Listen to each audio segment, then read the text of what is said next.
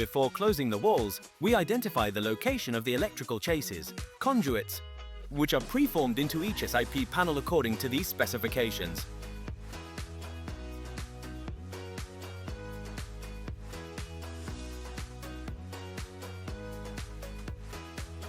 As we erect the main structure over the foundation, the lightweight nature of the panels allows for rapid maneuvering.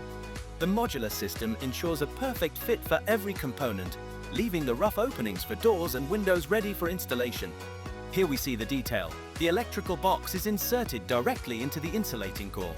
Since it is not a solid concrete wall, there is no need for brute force wall chasing, thereby avoiding excessive construction debris and dust on site.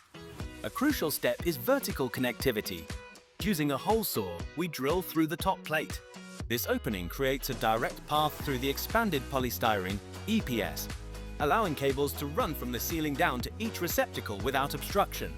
We continue with the exterior wall cladding. The combination of the fiber cement facing and the thermal insulation ensures that the electrical installation remains protected while the interior maintains an optimal temperature. For special transitions or cable junctions between panels, technical notches can be made using a circular saw. The cut is precise and does not compromise the structural integrity of the DurathermSIPs system. Next is the roofing phase. The roof panels are aligned with the walls, allowing the wiring to be routed through the top of the structure in an organized manner before applying the final finishes.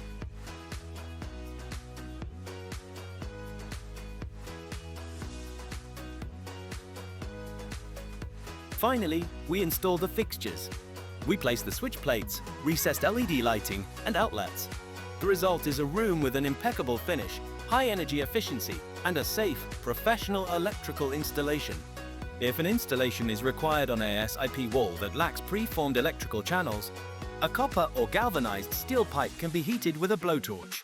This is then used to bore through the polystyrene, creating a custom conduit for the electrical wiring.